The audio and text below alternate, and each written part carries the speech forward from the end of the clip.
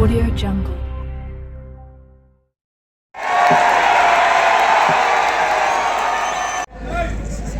कुछ किया उन्होंने, गाली देते थे, गाली देता था नहीं देता था, तौहीन करता था नहीं करता था। 20 साल औरंगाबाद की आवाम ने उनको मौका दिया और क्या करते थे। 2018 मुझे अच्छी तरह याद है क्या हुआ था उस जमाने में, कौन कर रहा था वो गड़बड़, कौन दंगा फैलाने की कोशिश कर रहा था। 20 साल मौका मिला। अरे 20 साल में तो बच्चा जवान होकर शादी भी कर लेता, मगर ये 20 साल में औरंगाबाद को पीछे लेकर चले गए। सिर्फ नफरत नफरत नफरत की बातें की, दिलों को तोड़ने की बातें की, नफरत को फैलाने का काम किया और आज आकर कह रहे हैं मेरा आखिरी इलेक्शन है। अरे तेरा आखिरी इलेक्शन 2019 था, तेरा दी एंड हो चुका है, अब तेरा कोई इलेक्शन नहीं होने वाला इंशाअल्लाह ताला। अब आप जवाब दीजिए 2019 में उसका आखिरी इलेक्शन हुआ नहीं हुआ? 2019 में उसका आखिरी इलेक्शन हुआ नहीं हुआ? अब किसका इलेक्शन होगा? किसका इलेक्शन होगा?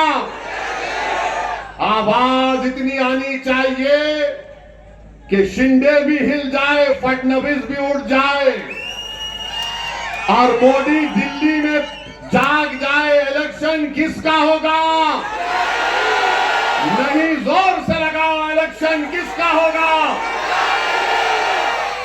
गलत बोल रहे हैं, इलेक्शन आपका होगा, इलेक्शन तुम्हारे इत्तेहाद का होगा, इलेक्शन तुम्हारे सियासी शऊर का होगा, इलेक्शन जालिमों को खत्म करने के लिए होगा। तो अब बोलो इलेक्शन किसका होगा? इलेक्शन इत्तेहाद का होगा। ये होगा इलेक्शन।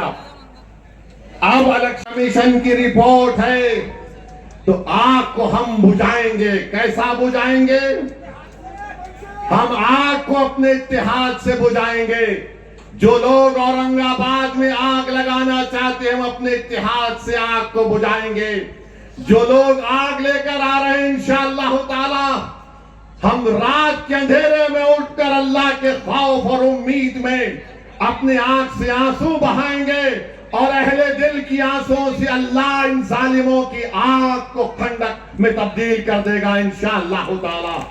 तो ये मशाल लेकर नहीं आ रहे, ये आग लेकर आ रहे हैं। चले जाएंगे तुम्हारे खंडों पर इसी औरंगाबाद की किसी जमीन में तो कोई ये तो नहीं कहेगा कि असदुद्दीन ओवैसी बुज़दिल था। कोई ये तो नहीं कहेगा कि असदुद्दीन ओवैसी हमारे लिए लड़ने और मरने वाला नहीं था। कोई ये तो नहीं कहेगा कि असदुद्दीन ओवैसी ने हमारे जज्बात का सौदा किया। बल्कि मुझे यकीन है कि आप में जो दिलदार होंगे, अहले दिल होंगे, बोलेंगे कि हाँ, मर्द का बच्चा था, डरता नहीं था किसी माइका लाल से। मेरे अजीज दोस्तों और बुजुर्गों, अभी इम्तियाज जलील साहब ने कहा, वो महाराष्ट्र के सदर हैं, वो फैसला ले सकते थे। मैं उनका शुक्रिया अदा करता हूं। उन्होंने कहा कि जनाब प्रकाश अंबेडकर साहब की हम ताईद अकोला में करें, यकीनन करेंगे इंशाअल्लाह। क्यों नहीं करेंगे? हमारा अलायंस उनसे था, अब नहीं है, मगर हम वो सोच रखते हैं कि दलितों की भी सियासी लीडरशिप बने।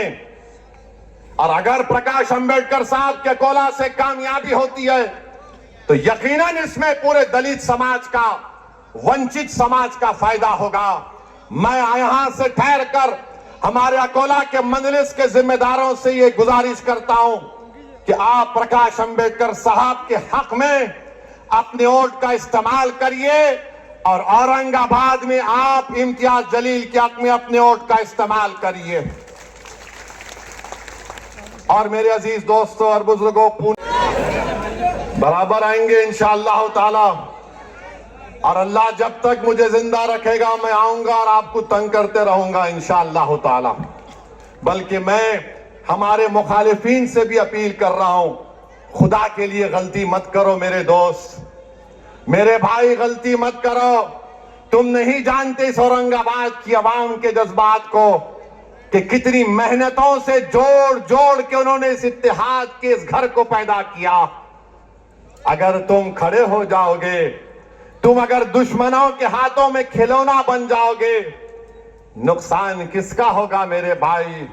नुकसान इस आने वाली नस्लों का होगा, फायदा जालिमों का होगा।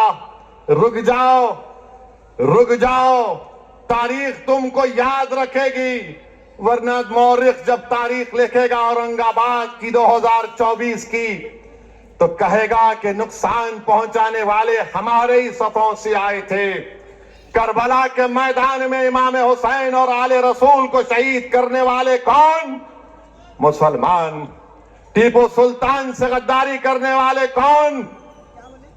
मुसलमान।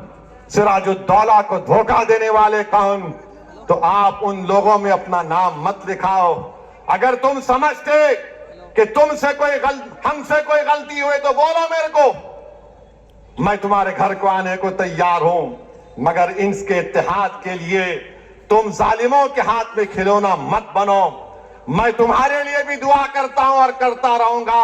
मगर याद रखो, 30 साल की जिद्दोजहद के बाद आपने एक चिराग को रोशन किया है। ये एक शख्स की कामयाबी नहीं है। अरे इम्तियाज और हम एक दिन मर जाएंगे मेरे भाई, इस जमीन की गिजा हम बन जाएंगे, मगर आपका इत्तेहाद तो सुबह क़यामत तक कायम रहना चाहिए। और अब आखिरी में देश के वजीर आज़म, बेरोजगारी की बात निकली। नौजवान बेरोजगार है भारत में, तड़प रहा है। तो उनके एक एमपी आजमगढ़ के बोल दिए, पूछा गया बेरोजगारी के लिए क्या किया, तो बोले क्या करेंगे मोदी जी, क्या करेंगे मोदी जी। जर्नलिस्ट बोला है क्या बोल रहा है इन्हें, तो वो जान दो, वो तो सबको मालूम।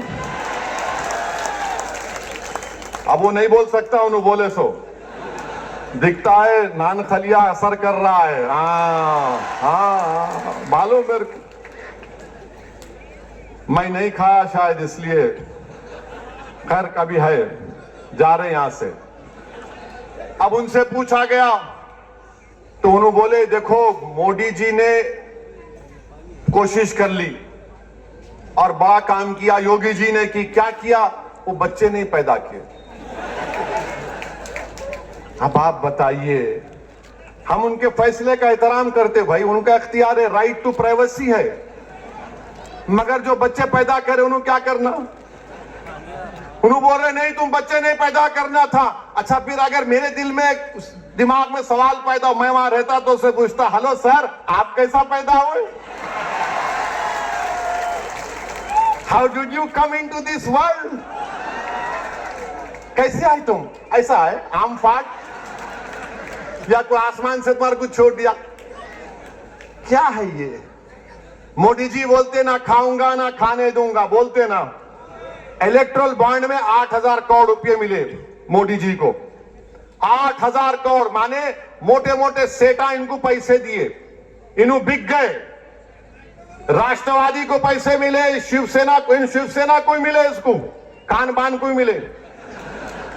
एक बीफ कंपनी अलाना, उन्होंने 10 करोड़ रुपए मोदी जी को दिए, 1.5 करोड़ कान बान को दिए।